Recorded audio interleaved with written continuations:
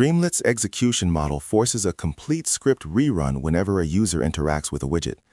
This inherent behavior cripples application performance when the script includes expensive operations like loading multi-gigabyte datasets or executing complex machine learning inference pipelines. The solution is precise decorator-based memoization. We must differentiate between st.cache data, designed for immutable data structures such as pandas data frames, and st.cache resource, which handles mutable objects like database connection pools or trained model instances. This architectural separation is critical for maintaining thread safety and preventing resource exhaustion in multi-user deployments. st.cache data operates by generating a cryptographic hash based on three components: the function source code, the external dependencies it calls, and the exact values of all input arguments. If this composite hash matches an entry in the cache storage, the previously computed output is returned instantly, completely bypassing function execution. This mechanism is ideal for idempotent functions that perform data loading or heavy preprocessing steps. By default, the time to live is set to infinite, meaning developers must rely on argument changes or manual invalidation to force a fresh computation run. Use st.cache resource specifically for objects that are expensive to instantiate but might be mutated or require careful lifecycle management. Examples include database engine connections, TensorFlow sessions, or large language models. Unlike st.cache data, st.cache resource ensures the cached object is shared globally across all users and sessions. This global sharing makes it essential to handle thread safety if the resource is modified by user interactions.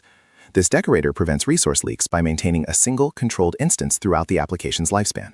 Invalidation is managed primarily through the time-to-live parameter, TTL, specified in seconds within the decorator.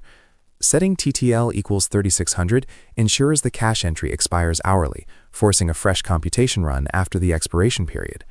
For immediate programmatic invalidation, call the function with the clear-on-invalid-input equals true parameter. Alternatively, system analysts can use the global st.runtime.legacycaching.clearCache function, which wipes all cache data and resources across the entire application instance, useful during deployment updates.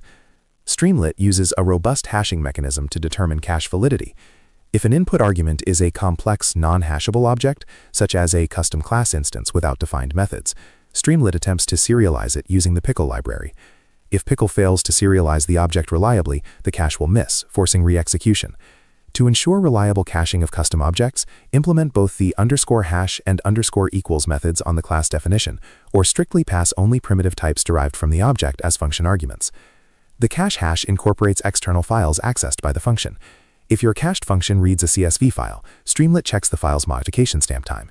Any change to the file triggers an automatic cache miss and re-execution. For extremely large objects exceeding standard memory limits, avoid caching the massive object directly in memory. Instead, use external serialization libraries like joblib or h5py within the cached function, store the result on disk, and return only the file path or a small metadata pointer. By default, Streamlit caches results to a local directory, typically located at .streamlit/cache within the application root. This disk-based storage ensures persistence across application restarts, which is crucial for large datasets that exceed available RAM. The cache location can be configured globally using the cache directory option within the .streamlit/config.toml file.